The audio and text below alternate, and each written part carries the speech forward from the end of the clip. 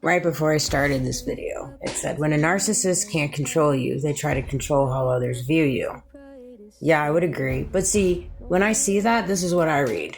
When a broken soul can't control you, they then control how other broken souls view you.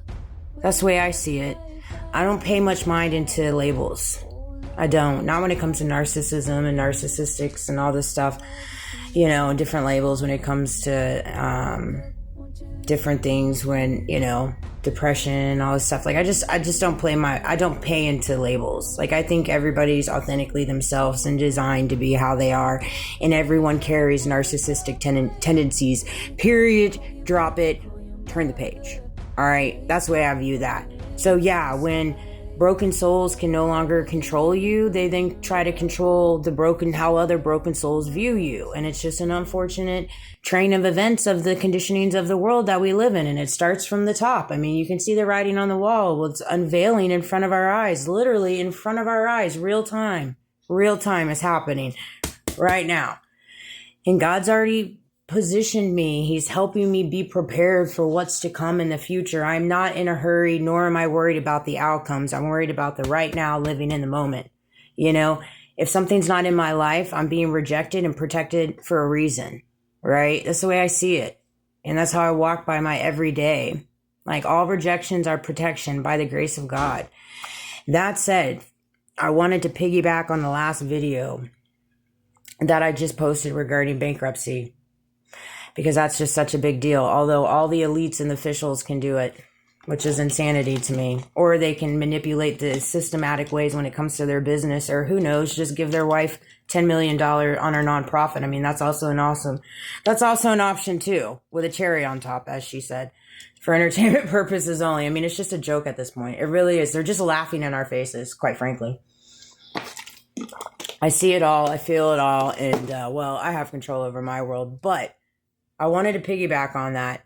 So after I went through that whole spiel with T-Mobile and the gracious people there, they then came out and they're like, we never suggest this. Oh, here it blows. Here it blows.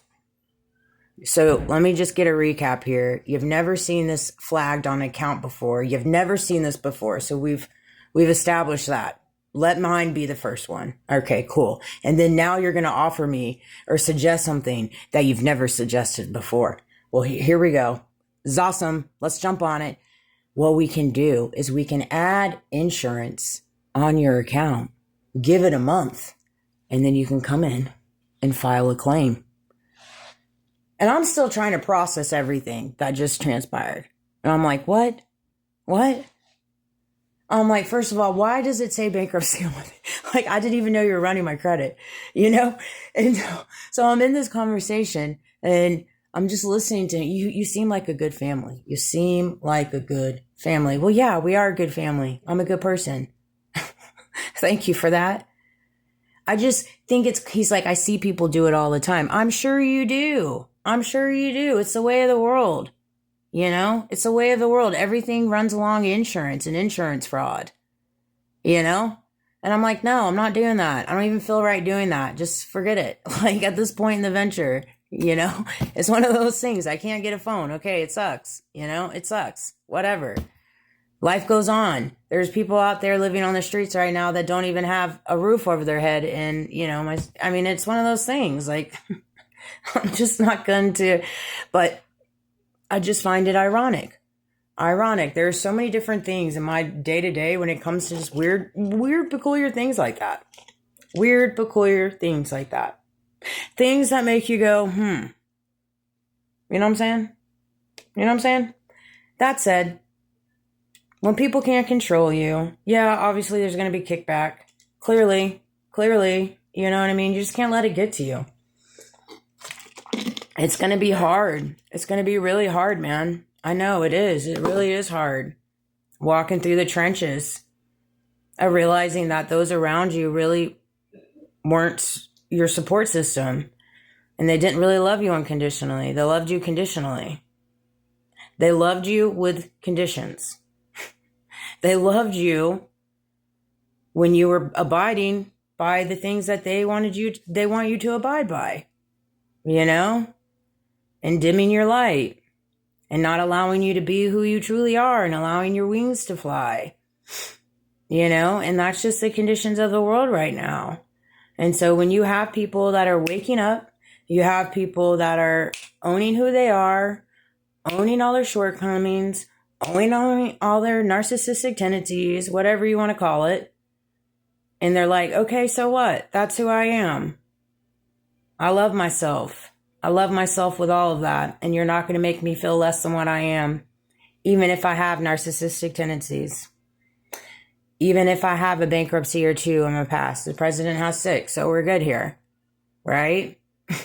Even if I had addictions in my past doesn't make me a bad person by any means. Honestly, I feel like anybody that walks through different treacherous things like that, they carry such a humble soul. They really do. Because at the end of the day, everybody's just fighting different battles, and it's just not for me to judge. And I get it. People judge me a lot, and I feel it. I feel it. There's a lot of different narratives flying out there because a lot of people did really dirty things to me, and they're scared they're going to get caught, and it's one of those things. It sucks. It really does. I hate that. It didn't have to come to this. It shouldn't have come to this. It shouldn't have come to this. I shouldn't have had my life completely exploited. I shouldn't have had medical malpractice. I shouldn't have a dent on my back. I shouldn't be run off the road. I shouldn't have had a razor blade put in my car. Right? I should be able to walk into medical offices and be provided true medical treatment with transparency. And I don't receive that. When I went into dentist offices, didn't receive that. When I went into orthopedic I just didn't. Right? When I go to orthopedics and stuff like that. So it is what it is. I refuse to go to the doctors. I only go to the ER unless I have to. Right? And it's just one of those things. God is my doctor. He's my attorney. He's my lifeline. And if you want to come to me, you got to come through him, and it's one of those things. That said, this video took a little bit of a turn. Back on the 7-minute videos. Here we go.